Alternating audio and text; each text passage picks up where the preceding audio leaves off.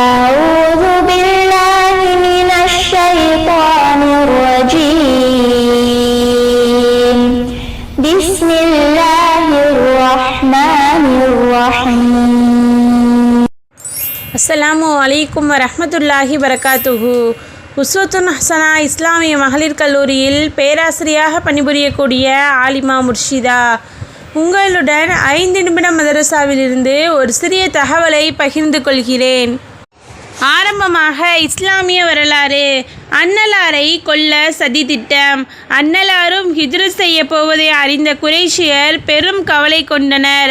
முஹம்மது நபி ஸல்லல்லாஹு அலைஹி வஸல்லம் அவர்கள் மதீனா சென்று விட்டால் இஸ்லாம் வேரூன்றிவிடும். பிறகு தம் தோழர்களுடன் சேர்ந்து நம்மை பழிக்கு பழி வாங்கி அழித்திடுவார் என பயந்த குறைஷியர் குசாபின் கிலாவுக்கு சொந்தமான தாருன் நத்வா என்ற பெயரால் பிரசித்தி பெற்ற வீட்டில் சதித்திட்டம் தீட்டுவதற்காக எல்லோரும் ஒன்று கூடினர்.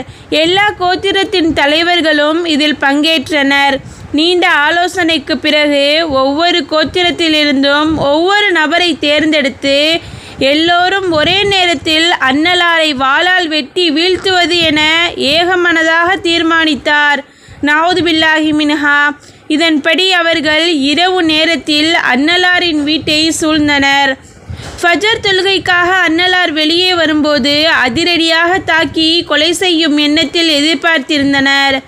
ஆனால் அல்லாஹ் தஆலா இந்த சதி பற்றி அன்னலாருக்கு அறிவித்தான். எனவே அன்னலார் தமது படுக்கையில் அலி ரலியல்லாஹு அன்ஹு அவர்களை படுக்க வைத்துவிட்டு யாசீனை ஓதியவாறு அவர்களின் தலையில் மண்ணை தூவிக்கொண்டே அவர்கள் எதிரிலேயே நடந்து போனார்கள். ஆனால் அவர்கள் எதையும் பார்க்காதபடி அவர்களின் பார்வைக்கு அல்லாஹ் திரையிட்டு விட்டான். விடிந்ததும் அலி ரலியல்லாஹு அன்ஹு அவர்கள் வெளியில் வந்ததைக் கண்டு அதிர்ந்தனர். இரண்டாவதாக அன்னலாரின் அற்புதம். ஆடு பால் தருதல்.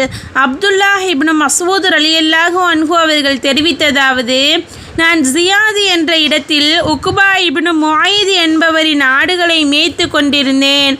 அந்த வழியாக ஹிஜ்ரத் சென்று கொண்டிருந்த அன்னலாரும் அபூபக்கர் ரலியல்லாஹு அன்ஹு அவர்களும் என்னிடம் வந்து, எங்களுக்கு பால் தருகிறீரா என்றார்கள்.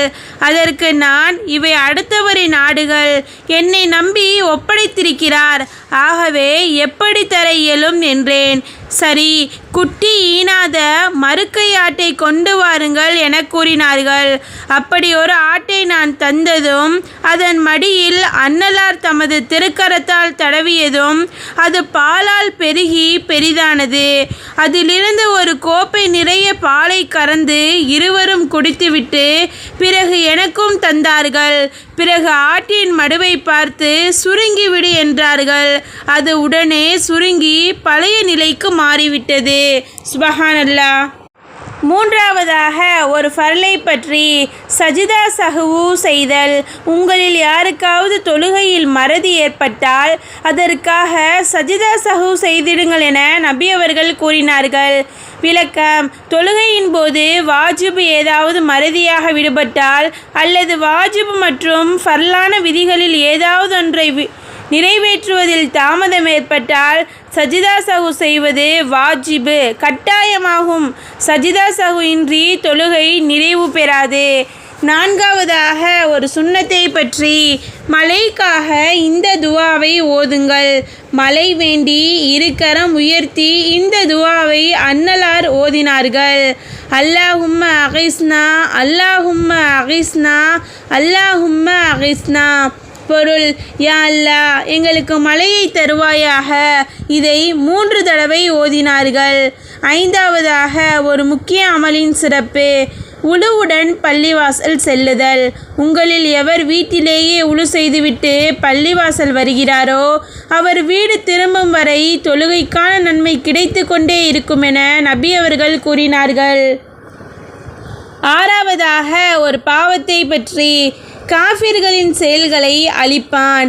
குர்ஆனில் அல்லாஹ் தஆலா கூறுகிறான், நிச்சயமாக எவர் நிராகரித்து பிறரை அல்லாஹ்வின் பாதையிலிருந்து தடுத்தும் நேர்வழி தங்களுக்கு தெளிவான பிறகும் நம் தூதரை எதிர்த்து கொண்டும் இருக்கின்றனரோ அவர்கள் அல்லாஹுக்கு எவ்வித தீங்கும் செய்துவிட முடியாது. அன்றியும் அவர்களுடைய செயல்களை அவன் அழித்து விடுவான். 7வதாக உலகத்தை பற்றி மக்களின் கருமித்தனம். குர்ஆனில் அல்லாஹ் தஆலா கூறுகிறான், அறிந்து கொள்க, நீங்கள்தாம் அல்லாஹ்வின் பாதையில் செலவு செய்யுமாறு அழைக்கப்படுகிறீர்கள். ஆனால் உங்களில் கஞ்சத்தனமுடையோரும் இருக்கிறார்கள். எவன் கஞ்சத்தனம் செய்கிறானோ அவன் தன் ஆத்மாவுக்கு கஞ்சத்தனம் செய்கிறான். அல்லாஹ் எவ்விதவும் தேவையுமற்றவன், நீங்களோ தேவையுடையவர்களாக இருக்கிறீர்கள். 8வதாக மறுமையை பற்றி. கௌசர் தடாகம் என்பது என்ன? கௌசர் என்பது சூனத்தின் ஒரு நீரோடை ஆகும். அதன் இரு கரைகளும் தங்கத்தால் ஆனவை. முத்து மற்றும் மாணிக்கத்தில் வழிந்தோடுகிறது. அதன் மண் கஸ்தூரியை விட மணமானது. அதன் தண்ணீர் தேனை விட மதுரமானது, பனியை விட வெண்மையானது என நபியவர்கள் பகர்ந்தார்கள். 9வதாக நபி வழி மருத்துவம். வீக்கத்திற்கு வைத்தியம். அஸ்மா ரலியல்லாஹு அன்ஹா அவர்களின் முகத்திலும் தலையிலும் வீக்கம் ஏற்பட்டது. அதை ஆயிஷா ரலியல்லாஹு அன்ஹா அவர்கள் மூலம் நபி அவர்களுக்கு தெரியப்படுத்தினார்கள். உடனே அன்னலார் அவர்களின் வீட்டுக்கு சென்று வலியுள்ள இடத்தில் துணியை போட்டு அத்துணிக்கு மேலாக தமது திருக்கரத்தை வைத்து 3 முறை இந்த துஆவை ஓதினார்கள். அல்லாஹும்ம அதிஹிப் அன்ஹா சூஅஹு வ ஃபஹ்ஷஹு பிதாவதி நபீக த்வய்யிபில் முபாரக்கில் மக்கீன் இந்தக பிஸ்மில்லா. இதை ஓதிக்கொள்ளுமாறு கூறினார்கள். பிறகு 3 நாட்கள் வரை அவர்கள் இவ்வாறே ஓதிட வீக்கம் வடிந்து சுகமானது. அல்ஹம்துலில்லாஹ். அஸ்ஸலாமு அலைக்கும் வரஹ்மத்துல்லாஹி வரகாத்துஹு.